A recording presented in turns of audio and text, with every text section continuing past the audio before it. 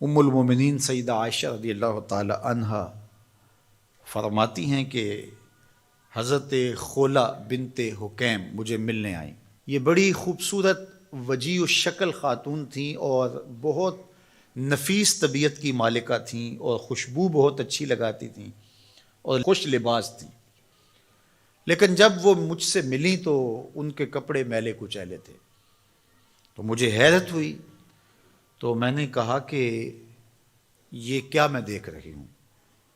تو اس خاتون نے کہا کہ حضرت عبداللہ ابن رواحہ اور میرے شوہر عثمان بن مظعون رضی اللہ تعالیٰ عنہ اور دیگر کچھ اصحاب نے اپنی راتوں کو عبادت کے لیے مخصوص کر لیا ہے، اور دن کو وہ کثرت کے ساتھ روزے رکھتے ہیں اور گوشت نہیں کھاتے۔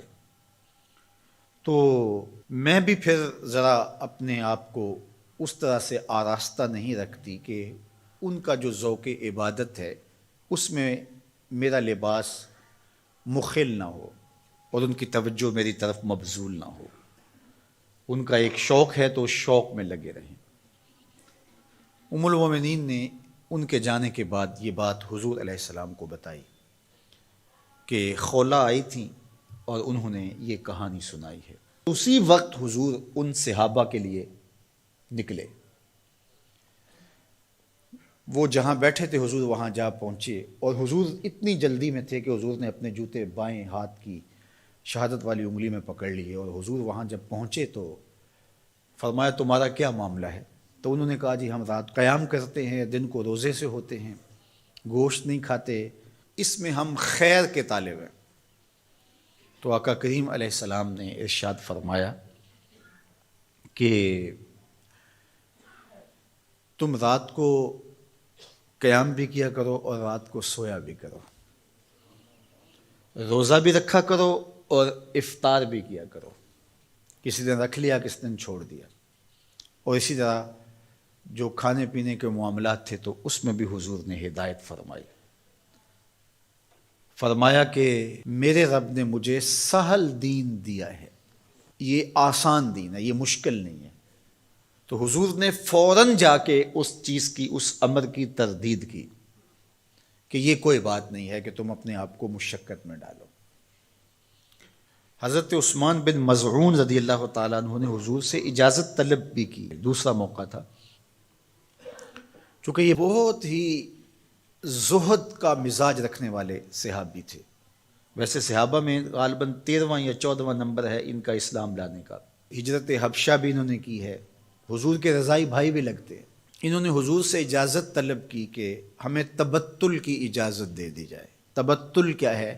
کہ سب سے کٹ کے اللہ کے ہو جائیں، اور یہ جز وقتی تبتل اختیار کرنا، اس کی ہمیں تلقین کی گئی ہے۔ وَتَبَتَّلْ إِلَيْهِ تَبْتِيلًا، اللہ نے قرآن مجید میں اپنے محبوب علیہ السلام سے کہا محبوب کبھی کبھی سب سے کٹ کے اس طرح کا رنگ اختیار کیا کرو، اور یہ ہمیں بھی تلقین ہے۔ کبھی کبھی دن میں ایک مرتبہ آدھے گھنٹے کے لیے، 2 گھنٹے کے لیے موبائل بھی بند ہو، دروازہ بھی بند ہو، لائٹیں بھی کم کر لی جائیں، مسلح ہوں، آپ ہوں، آنسو ہو اور جذب ہو رہے، اس کا کوئی گواہ نہ ہو، اس کی ویڈیو بنانے کی ضرورت نہیں ہے، اور صبح بتانے کی بھی ضرورت نہیں رات مجھے بڑا رونا آیا۔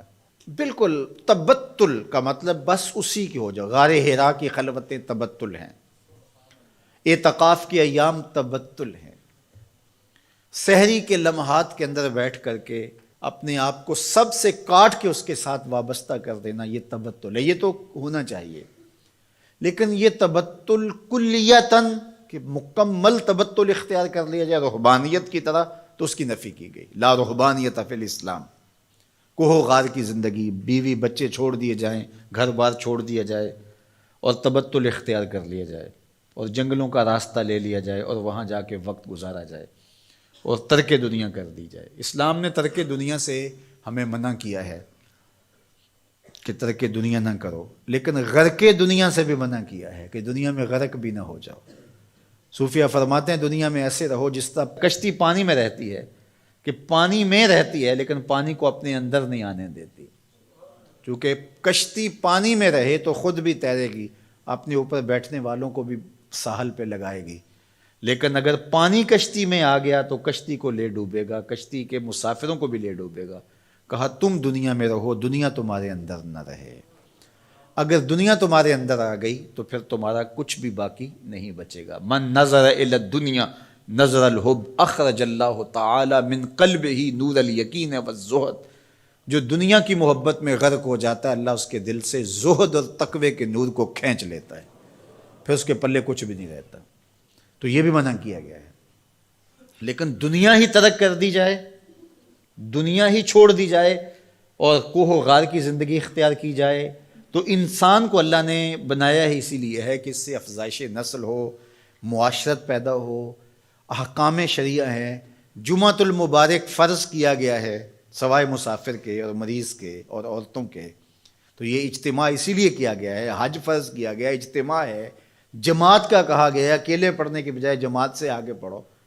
تو یہ تو سالے معاشرے کے قیام کے لیے ساری چیزیں ہیں، تو تبتل سے منع کر دیا گیا۔ اور صحیح بخاری میں ہے کہ فرماتے ہیں اگر ہمیں حضور تبتل کی اجازت دے دیتے، صحابی فرماتے ہیں لختصینا، تو ہم اپنی مردانہ طاقتیں ختم کر لیتے اور ہم بالکل کٹ جاتے دنیا سے، لیکن حضور نے اس کی اجازت تبتل کی نہیں دی۔